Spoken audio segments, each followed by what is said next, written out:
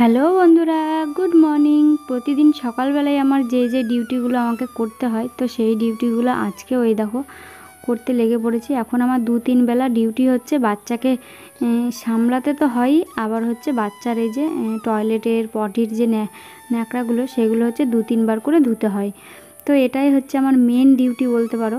ঠিক আছে, সকালবেলা তো ধুতেই হয়, তারপরে স্নানের আগে মানে হয়ে যায়, সেগুলো জড়ো করে রাখি, স্নান করার সময় ধুয়ে ফেলি। তো দেখো এই যে এখন ভালো করে সার্ফ দিয়ে প্রথমে ধুই, তারপরে হচ্ছে ডেটলের জলে একটুখানি চুবিয়ে রাখি, মানে 5 মিনিট মতন চুবিয়ে রেখে তারপরে ভালো করে চিপে মেলে দিই। আর ডেটল জল না দিলে পরে মানে কেমন একটা গন্ধ বেরোয়, আষ্টে টাইপের। তো তার জন্য ডেটলটা তো দিতেই হয়, তাই না? তো তার জন্য ডেটল দিয়ে ভালো করে ধুয়ে টুয়ে এই যে এখন মেলে দিচ্ছি। তো চলো আমি মেলতে থাকি, আর তোমরা ভিডিওটা প্রথম থেকে লাস্ট অবধি দেখতে থাকো, আশা করছি তোমাদের ভালো লাগবে। আর আজকে হচ্ছে উল্টো রথ, আমার কোনো রথই দেখতে যাওয়া কিন্তু হলো না এই বছরে। সোজা রথও দেখতে যেতে পারলাম না, আবার হচ্ছে উল্টো রথ আজকেও যাওয়া হবে না, কারণ আমার বাবু খুবই ছোট। তো বাবু যে এই বোতলটাই করে দুধ খায় তোমরা দেখতেই পাও। তো এই বোতলটা প্রতিদিনই চেষ্টা করি, প্রতিদিন না হলেও কখনো কখনো হয়ও না, 1 দিন 2 দিনও হয়ে যায় বোতলটাকে ফোটানো হয় না। তো এই যে সকাল সকাল বাবুকে আরেকটি পাপার কোলে দিয়ে এই যে আমি এখন বোতলটাকে ভালো করে ফুটিয়ে নিচ্ছি। ভালো করে ফুটিয়ে তারপর আবার ব্রাশ দিয়ে ভালো করে মানে ভেতরটা পরিষ্কার করে নেব। তাহলে কি বলতো, একটা গন্ধ থাকে, সেই গন্ধটাও কিন্তু থাকে না। আর হচ্ছে জীবাণু টিবাণুগুলোও একদম শেষ হয়ে যায়, মানে নোংরা টোংরাগুলো থাকে না, তাই না? তো চলো এই যে সুন্দর করে ব্রাশ দিয়ে পরিষ্কার করে নিই, তারপরে বাদবাকি কাজে আবার হাত দেব।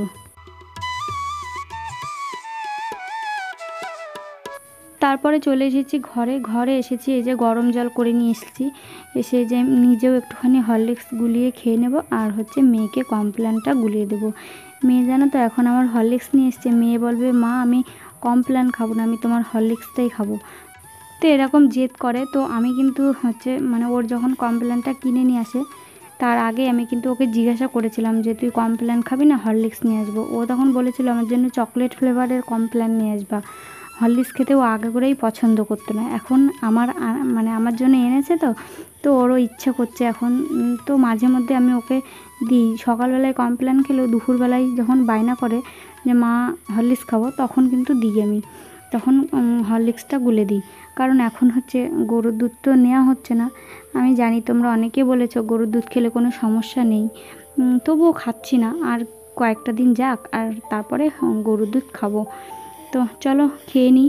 আর একটা দিদিভাই আমাকে কমেন্ট করেছিলে কালকে, মনে হয় কাল না পরশুদিন, যে আমি মানে প্রেগনেন্ট অবস্থায় এত কাজ করেছি, তাও কেন আমার নর্মালে বাচ্চা হলো না, আমার কেন সিজার হলো। আমি সত্যি এই প্রশ্নটার উত্তর আমি জানি না দিদিভাই।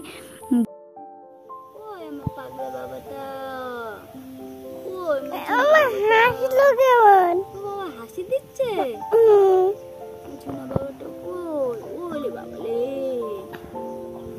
বাবালে, দেখো তোমাকে মাসিমণিরা সবাই দেখছে, ঠিক আছে?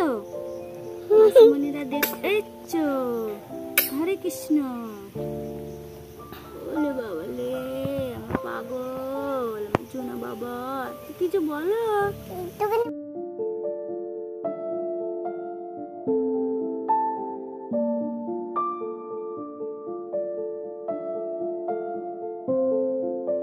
তো যেই প্রশ্নটা মানে বলতে গিয়েও বললাম না, ওই যে দিদিভাই কমেন্ট করেছিল যে আমার এত কাজ করার পরেও কেন নর্মালে বাচ্চা হয়নি, কেন সিজার হয়েছে।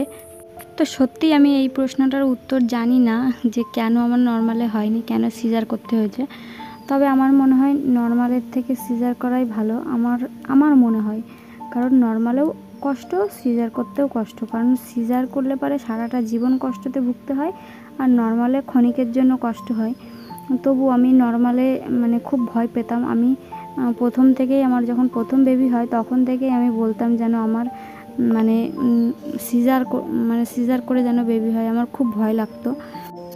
আর আমার মনে হয় এটা কোনো কথা না যে কাজ করলেই নর্মালে বাচ্চা হবে আর কাজ না করলে সিজারে হবে, আমার তো মনে হয় না যে এটা কোনো কথা। আর আমরা যারা গ্রামে থাকি তারা কিন্তু কম বেশি সবাই কাজ করে, কেউ কিন্তু বেড রেস্টে একদম থাকে না, সবাই কিন্তু কাজকর্ম করেই কিন্তু খায়। কিন্তু কই সবার তো নর্মালে হয় না। নর্মালে এখন 100টার মধ্যে হয়তো 5টা নর্মালে হয়, আর সব সিজারই কিন্তু বেশি হয়।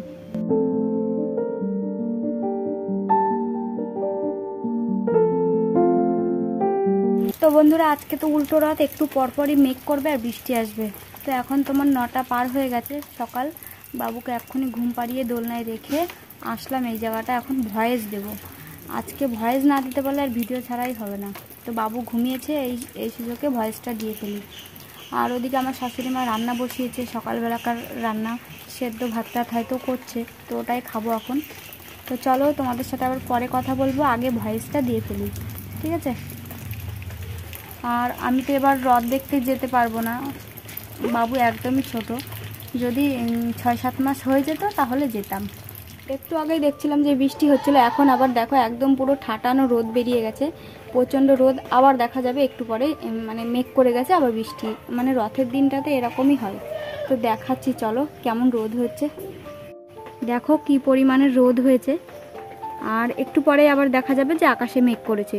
তো এই বর্ষাকালের দিনগুলো হচ্ছে এরকমই, এই মেঘ, এই রোদ, এই বৃষ্টি। এই দেখো,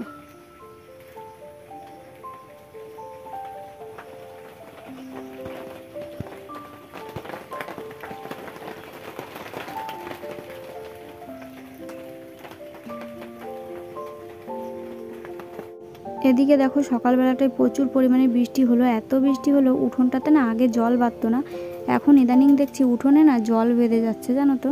তো এই দেখো শাশুড়ি মায়ের রান্না হয়ে গেছে, এখানে আলু সেদ্ধ আর কালো জিরে বাটা দিয়েছে আমাকে। কালো জিরে বাটা খাওয়া ভালো, ব্যথা বিষ কমে। আর সেলাই তো আমার এখন শুকিয়েই গেছে। তো খাওয়া দাওয়া কমপ্লিট করলাম, আর এখানে দেখো আরেকটির পাপা মোটরসাইকেল নিয়ে যাচ্ছে জল আনতে। এখন একদিন পরপরই জল আনতে হচ্ছে, কারণ জলটা খুব তাড়াতাড়ি শেষ হয়ে যাচ্ছে। কারণ ঘরের ভেতরেই সব কিছু করা হয়, তো মানে ঘরেই বেশি জল খরচ করা হয়। যেমন হচ্ছে তোমার বাবুর বোতল টতল ধুতে হয়, তারপরে হচ্ছে তোমার যখনই মানে খাওয়াই আর কি, তখনই বোতলটা ওখান থেকেই ধুয়ে নিই, আর বাইরে মানে যাই না তাড়াহুড়া করে। তো এইদিকে দেখো শাশুড়ি মা লটকে মাছ নিয়ে এসছে, মানে লোটে মাছ আর রুই মাছ নিয়ে এসছে। আমার পছন্দের মাছ খাবো অনেক দিন পর, তাও আবার শাশুড়ি মা রান্না করবে। তো এদিকে দেখো স্নান করে নিয়েছি, আর মাথাটা ভালো করে জলটা ছড়িয়ে নিচ্ছি, কারণ এখন জল থাকলেই ঠান্ডা লাগার ভয়। আর এখন যত ঠান্ডা না লাগবে, যত আমি ভালো থাকবো, তত আমার বাবুও ভালো থাকবে। তো স্নান করে চলে এসেছি, বাইরে তো প্রচুর পরিমাণে হাওয়া দিচ্ছে, তাই ভাবছি বাইরে বাবুর ন্যাকড়া টাকড়াগুলো না বাইরে আর মেলবো না, এখানে ঘরের ভেতরে মেলে দেবো, মানে খাটের ছাদ দিয়ে মেলে দেবো। তাহলে ফ্যান চলে তো দিনরাত সবসময়, তো ফ্যানের হাওয়ায় ভালোভাবে শুকিয়ে যাবে। আর পাতলা ন্যাকড়া তো খুব তাড়াতাড়ি শুকিয়ে যাবে। আর আমার নাইটি দুটোও আমি বাইরে মেলবো না, হাওয়া হচ্ছে যেহেতু, তার জন্য ওই যে এখানে দড়ি টাঙানো আছে এখান দিয়ে দিয়ে দেবো আর কি। যেহেতু আমার একদমই ছোট বাচ্চা, তাই একটু মেনে চুনে চলতে হয়। তার জন্য মানে একটু মেনে চলারই চেষ্টা করছি, মানে কয়েক মাস, তারপরে যা হয় হবে, তাই না? অন্তত 3 মাস তো একটু মেনে চলবো, তারপরে দেখা যাবে। আর বাইরে প্রচুর পরিমাণে হাওয়া দিচ্ছে, তাই হচ্ছে ভয়েস দিচ্ছি, হাওয়ার শোষো আওয়াজ হচ্ছে, একটু হয়তো শুনতে অসুবিধা হবে। আর তো দেখো এই যে সকালবেলা আরেকটি খিচুড়ির সাথে ডিম নিয়ে এসেছিলো, তো ডিম আর একটুখানি ঢাকনাতে করে খিচুড়ি একটুখানি খেয়ে নিচ্ছি। খেয়ে হালকা একটু খিদেটা মিটবে, তারপরে হচ্ছে দুপুরবেলায় আবারও মানে ভাত খাবো। এখন হচ্ছে বাবুকে নিয়ে একটুখানি ঘুমাবো, ঘুম থেকে উঠে সেই 3টের দিকে আবারও ভাত খাবো।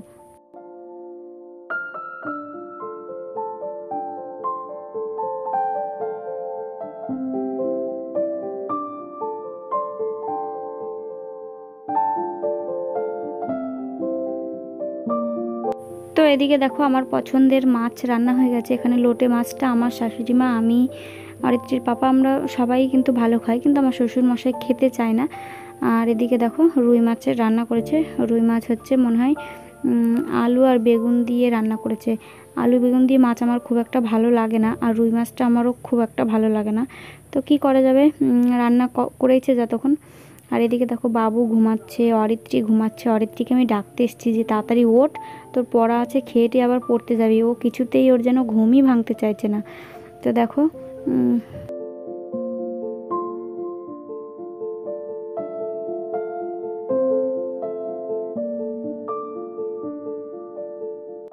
এখন হচ্ছে বিকেল হয়ে গেছে, আর অরিত্রী দেখো পড়ে টরে বাড়িও চলে আসলে। এখন তোমার 5:30 কি 5:45 বাজতে গেল।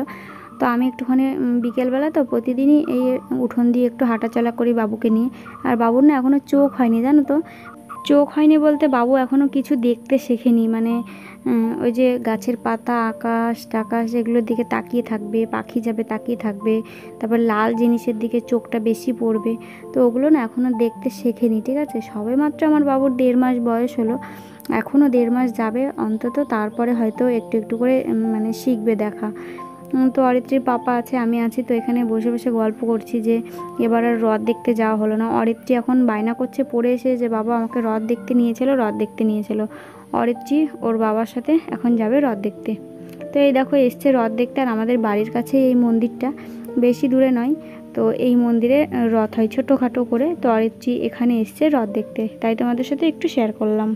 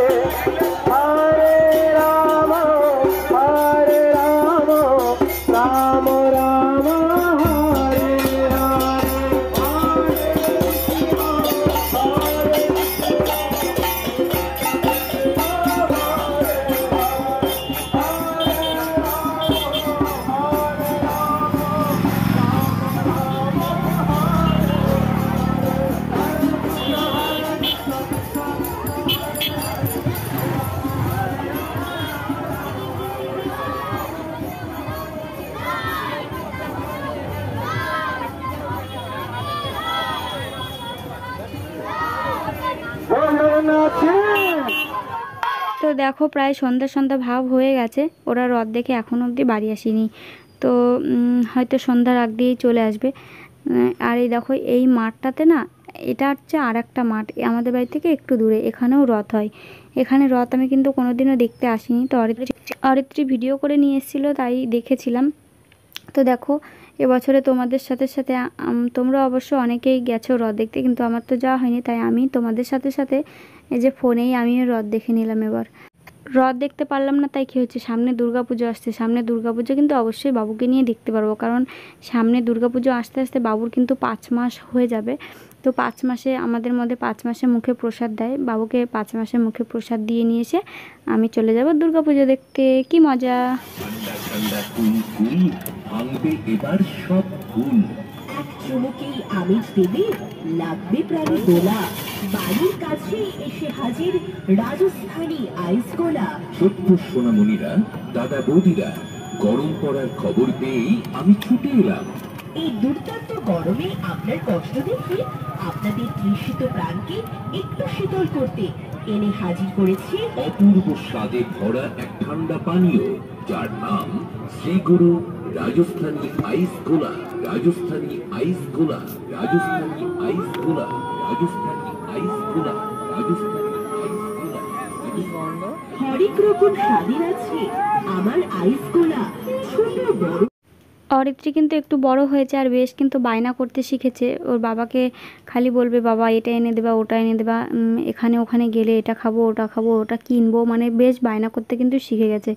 তো এটা যে কি খাচ্ছে আমি নিজেও জানি না, ঠিক আছে, তোমাদের সাথে সাথে দেখলাম। তো চলো বন্ধুরা, আজকের ভিডিওটা এই পর্যন্ত। আমার ভিডিও ভালো লাগলে লাইক কমেন্ট শেয়ার করো, আর চ্যানেলটা সাবস্ক্রাইব করো। টাটা বন্ধুরা, বাই।